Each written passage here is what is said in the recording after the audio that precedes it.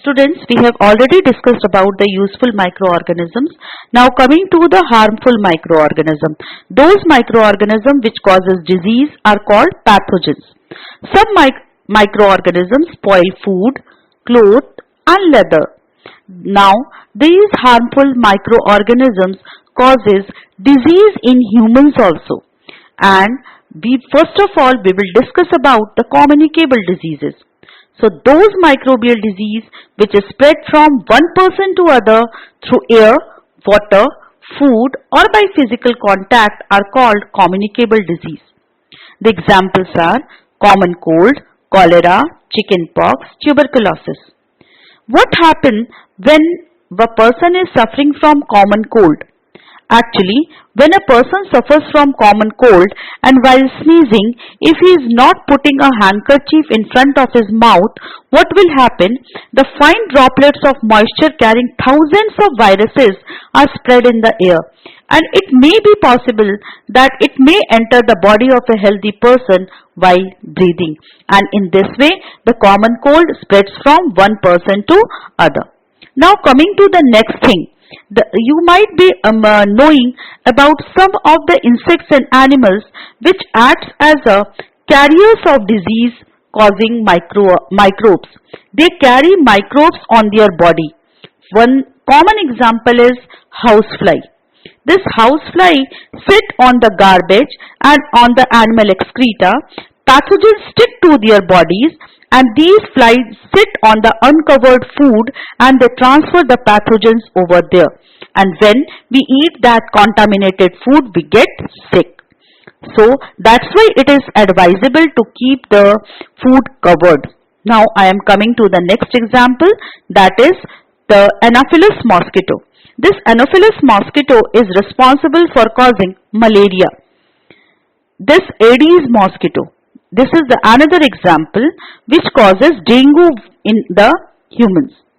So these all are the carriers of the microbes.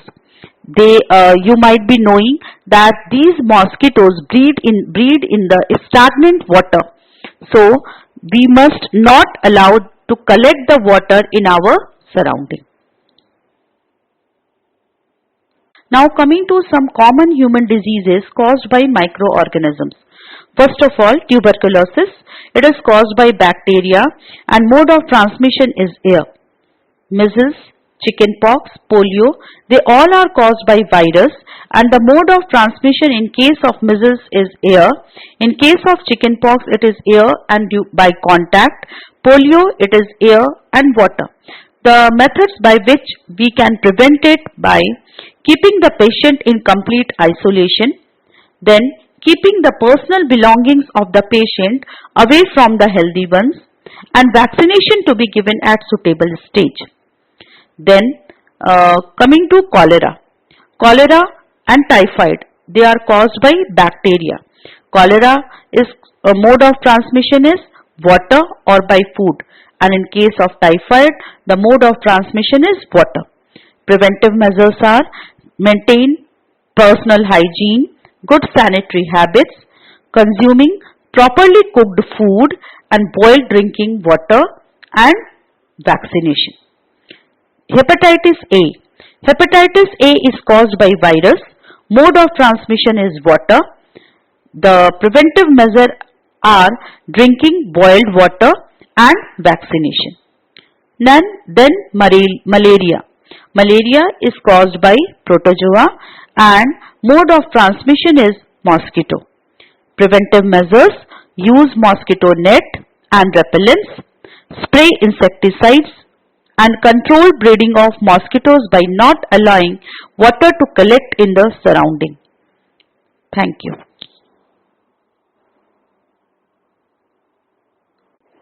Now coming to some common plant diseases caused by microorganisms. First of all, first plant disease is citrus canker. This is caused by bacteria and the mode of transmission is air. Now the rust of wheat. The microorganism which cause rust of wheat is fungi and mode of transmission is air or by seeds. Next is yellow vein mosaic of bhindi or okra, caused by virus and mode of transmission is insect. Now coming to food poisoning. This food poisoning occurs due to the consumption of food spoiled by some microorganisms. Actually, these microorganisms grow on our food, sometimes producing toxic substances.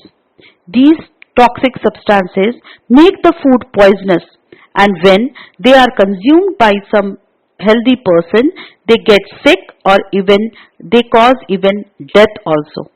So, coming to some of the methods by which this food poisoning can be prevented, and these methods are called food preservation. The first method is by chemical method. In this chemical method, we use the chemicals, they are called preservatives. Examples are sodium benzoate, sodium metabisulfite, and they preserve the jams, pickles, etc. Now the next method is preservation by common salt. Meat, fish, etc. or other substances can be preserved by using the salt. Amla, raw mangoes, tamarind, they are also preserved with the help of this common salt only. Now coming to preservation by sugar. This sugar reduces the moisture content and thus inhibits the growth of the bacteria, and this bacteria is only responsible for the spoiling of food, and this sugar stops the growth of the bacteria. Next thing is preservation by oil and vinegar. This oil and vinegar doesn't allow the bacteria to live, and so vegetables, fruits, fish and meat can be preserved by this method. Now the next method is by heat and cold treatment, that is called pasteurization. By pasteurization, the milk can be preserved. In this, the milk is heated to about 70 degrees centigrade for 15 to 30 seconds and then suddenly chilled and stored.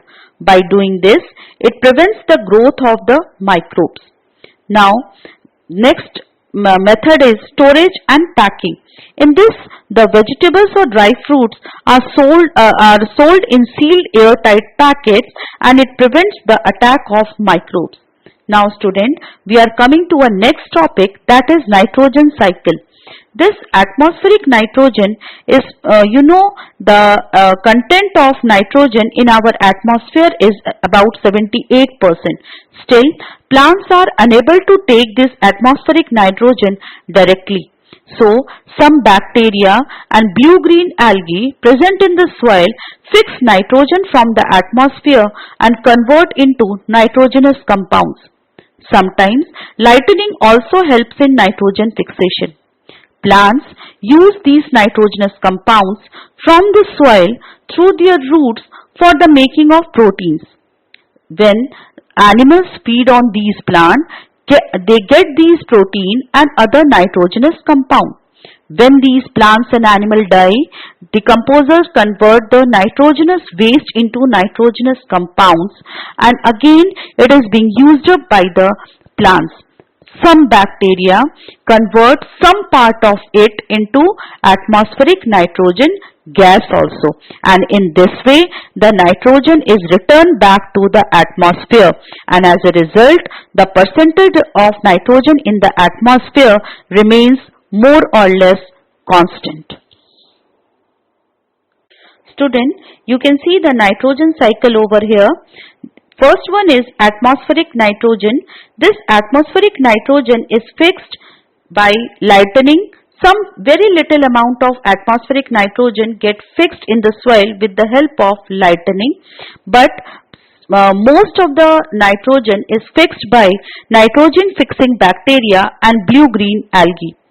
Then this bacteria, some other set of bacteria convert this nitrogen into nitrogenous compound, and this compounds of nitrogen in the soil is uptaken by the plants, and then it is eaten by animals, and when these plants and animals die or when they excrete the nitrogenous waste which is being released in the soil, it is again converted into nitrogenous compound, and This nitrogenous compound is again used up by the plants, but some set of bacteria, they convert the compounds of nitrogen which is present in the soil to the atmospheric nitrogen again, and this is the cycle of nitrogen, and in this way the atmospheric nitrogen remains more or less constant in our environment.